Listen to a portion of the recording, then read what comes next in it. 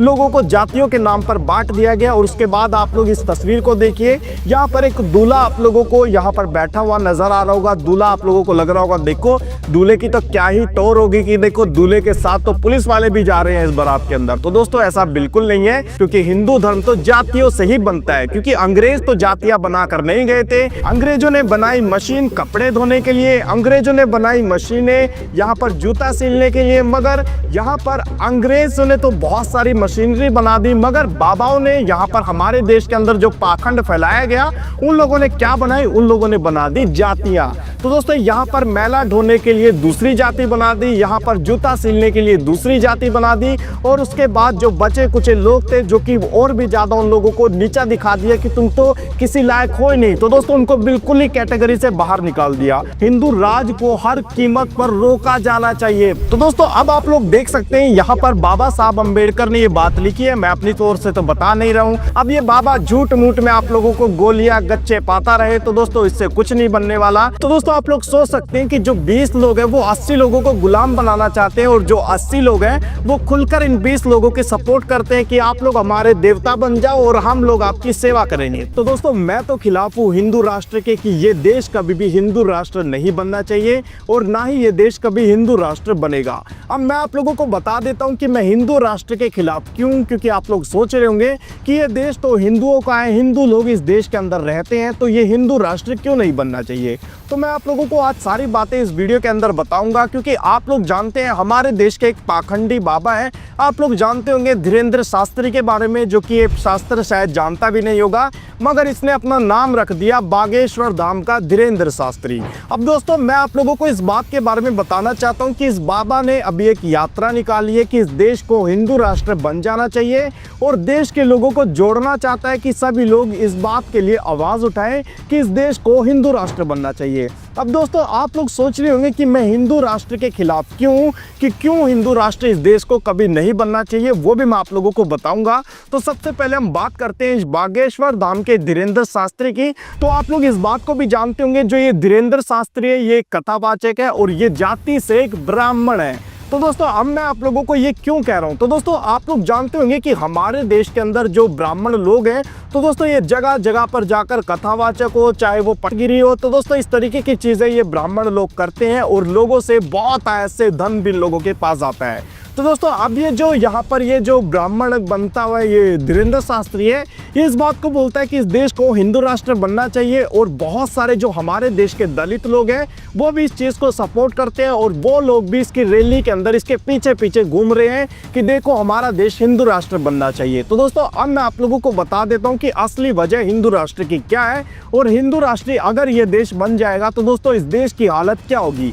अब दोस्तों आप लोग सोच रहे होंगे कि दलित जो लोग हैं जो कि बाबा के पीछे पीछे चल रहे हैं इस यात्रा के अंदर, वो लोग तो बाबा साहब अम्बेडकर को मानते हैं, और इस बाबा ये जो बागेश्वर वाला है तो दोस्तों ये भी इस बात को बोलता है। कभी कभी आप लोगों ने इस बाबा को बोलते देख लिया होगा कि जय भीम, कभी ये जय भीम के नारे लगा देता है, कभी ये अम्बेडकर के बारे में, बाबा साहब अम्बेडकर के बारे में बहुत अच्छी अच्छी बातें करने लगता है, जिसके बाद हमारे देश के जो बहुजन बहुत सारे लोग हैं, यानी कि जो दलित लोग हैं, तो दोस्तों वो लोग भी सोचते हैं कि देखो बाबा तो बाबा साहब अम्बेडकर को भी मानते हैं, देखो बाबा साहब तो अब बहुत अच्छा यही सोचते होंगे कि इस देश को हिंदू राष्ट्र बन जाना चाहिए। और दोस्तों इसी चीज का फायदा ये लोग उठाते हैं, झूठ मूठ में ये बाबा साहब अम्बेडकर का नाम लेते हैं, और उसके बाद ये मांग करने लग जाते हैं कि इस देश को हिंदू राष्ट्र बनना चाहिए। अब दोस्तों सच्चाई मैं आप लोगों को बताऊंगा, उससे पहले मैं आप लोगों को एक छोटी सी क्लिप दिखाना चाहता हूँ। आप लोग इस वीडियो को पूरा देखना अगर आप लोग चाहते हैं इस देश को हिंदू राष्ट्र बनना चाहिए।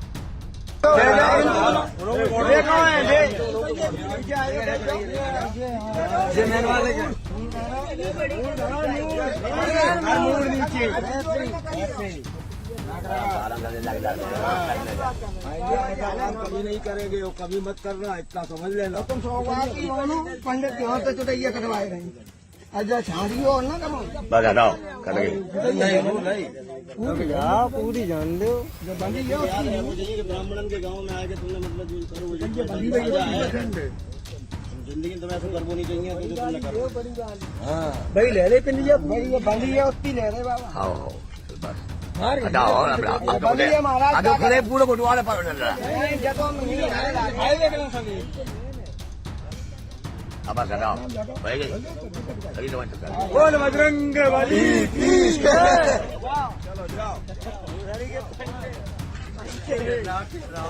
तो दोस्तों ये वीडियो है इटावा की, जहां पर एक यादव कथावाचक पहुंच जाता है कथा करने के लिए, मगर उसके बाद यहां पर होता क्या है, तो दोस्तों यहां पर पहुंच जाते हैं हमारे ब्राह्मण देवता। तो दोस्तों ब्राह्मण देवता यहां पर पहुंच जाते हैं और उसके बाद यहां पर जो ये कथावाचक था जो कि यादव समाज से आता है, तो दोस्तों इसकी अच्छी तरीके से कुटाई भी यहां पर की जाती है। उसके बाद एक महिला का मूत्र इस व्यक्ति के ऊपर छिड़का जाता है और दोस्तों उसके बाद यहां पर इसके बाल काट दिए जाते हैं, इसको यहां पर नाक रगड़वाई जाती है। तो दोस्तों क्यों ये सब हुआ, क्योंकि ये इसलिए हुआ क्योंकि यहाँ पर इस व्यक्ति ने कथा कर दी थी, क्योंकि ये व्यक्ति ब्राह्मण नहीं था और ब्राह्मणों को ही अधिकार है कथा करने का। और दोस्तों जितने भी आप लोगों को ये बड़े बड़े बाबा दिखाई देते हैं ये सारे जाति से ब्राह्मण आते हैं। और दोस्तों यहाँ पर ये जो यादव समाज का व्यक्ति जो कथा करने के लिए चला गया उसके साथ ये लोग इस तरीके का सलूक करते हैं।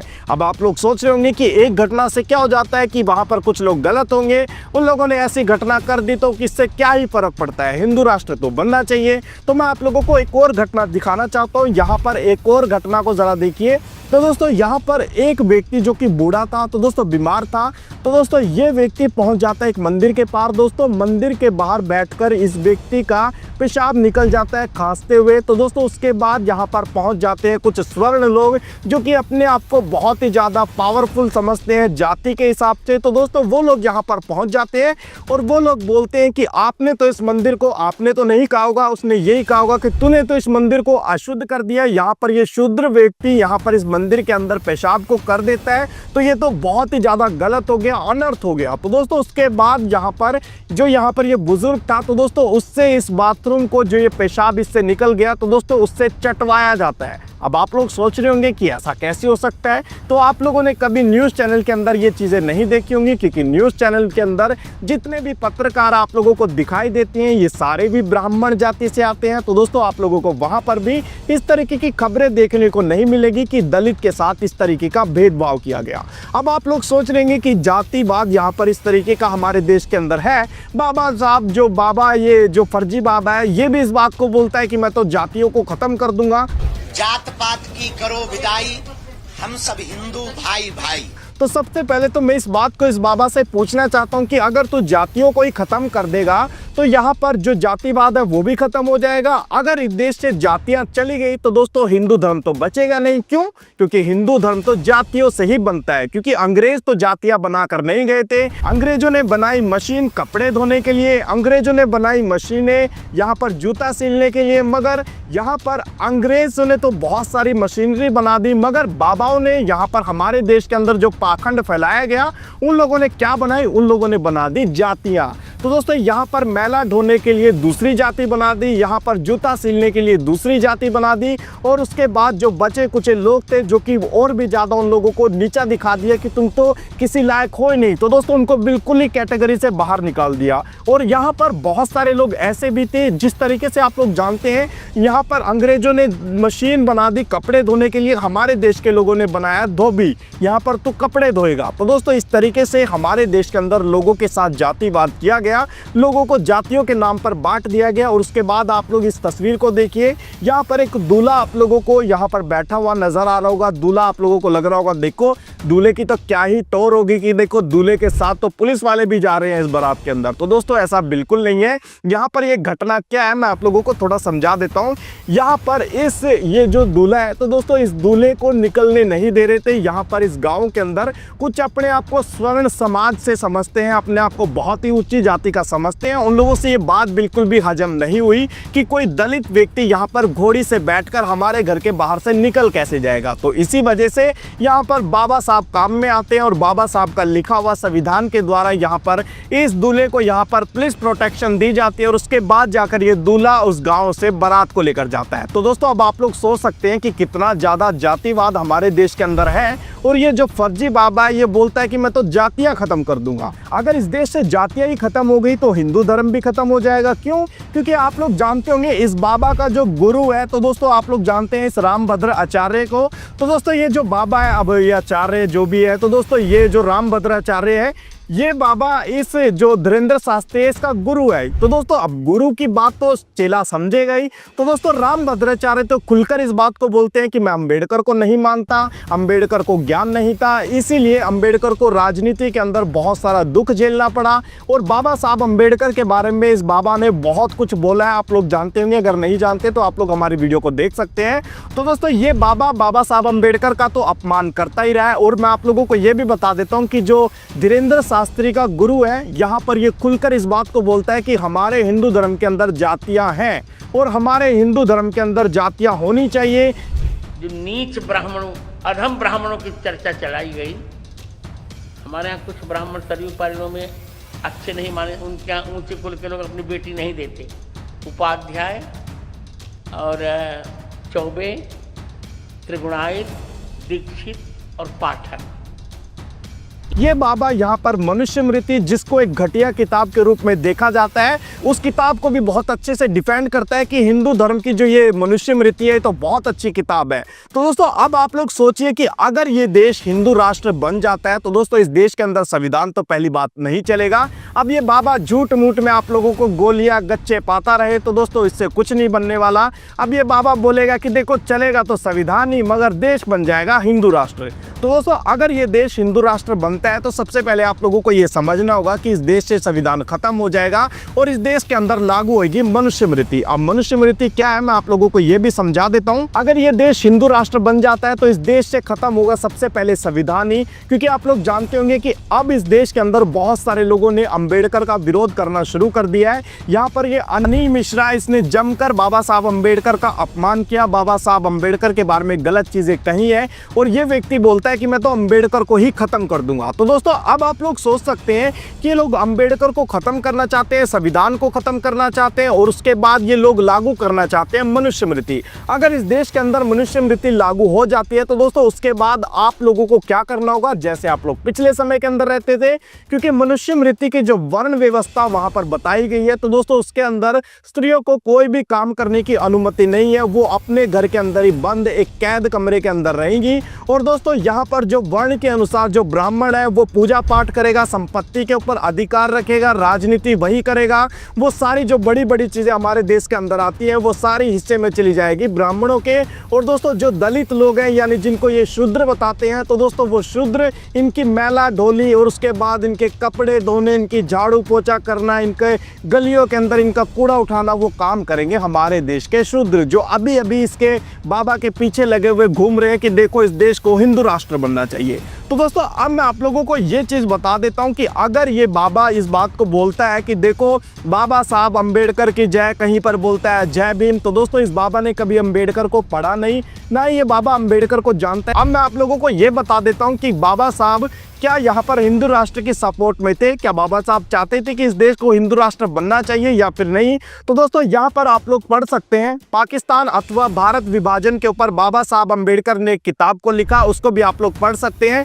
यहाँ पर पेज नंबर मैं आप लोगों को बता रहा हूँ 365, आप लोग इसको डाउनलोड करके भी पढ़ सकते हैं। तो दोस्तों बाबा साहब ने ये बातें यहाँ पर कही हैं, क्या बाबा साहब यहाँ पर हिंदू राष्ट्र को सपोर्ट करते थे या फिर नहीं, तो जरा पढ़िए।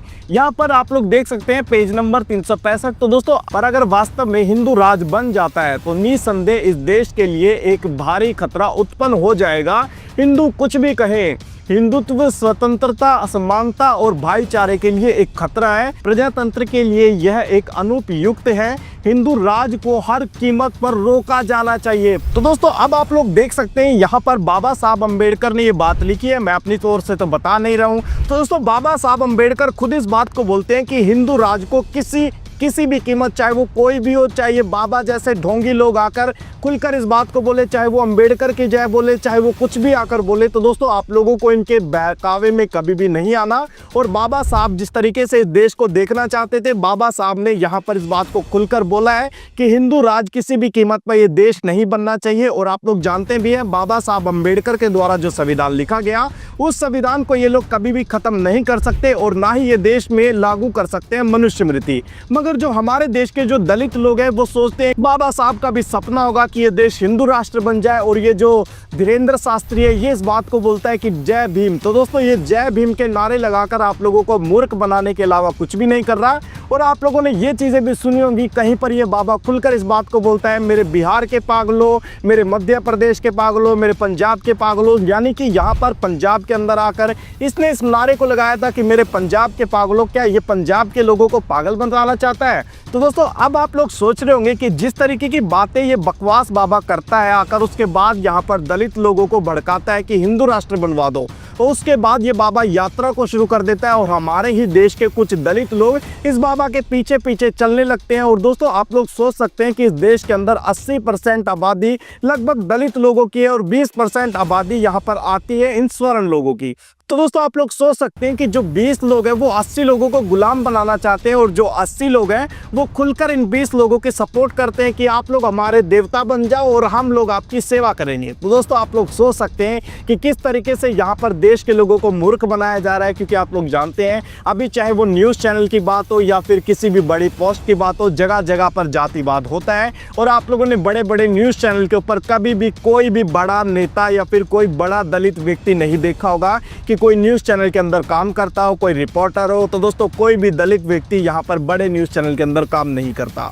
अब आप लोग सोच रहे होंगे कि इस देश को हिंदू राष्ट्र बनना चाहिए या फिर नहीं। तो दोस्तों मेरी तो राय ये है कि इस देश को बिल्कुल भी हिंदू राष्ट्र नहीं बनना चाहिए और हर एक व्यक्ति को हिंदू राष्ट्र का विरोध करना चाहिए, क्योंकि आप लोग जानते हैं बाबा साहब ने खुलकर इस बात को कहा है कि किसी भी कीमत के ऊपर चाहिए गपोड़ कंतिया कुछ भी आकर आप लोगों को बहकाने की कोशिश करें, इन लोगों की बातों में आप लोगों को बिल्कुल नहीं आना, और ये देश कभी भी हिंदू राष्ट्र नहीं बनना चाहिए। आप लोगों को क्या लगता है मुझे कमेंट बॉक्स में जरूर बताना। क्या आप लोग बाबा साहब अंबेडकर की बात को सुनेंगे या फिर इस फर्जी बाबा की बात सुनेंगे? मुझे कमेंट बॉक्स में जरूर बताएं, और इस वीडियो को लाइक और चैनल को सब्सक्राइब जरूर कर ले। फिर मिलते हैं हम किसी नेक्स्ट वीडियो के अंदर, तब तक के लिए सभी को फिर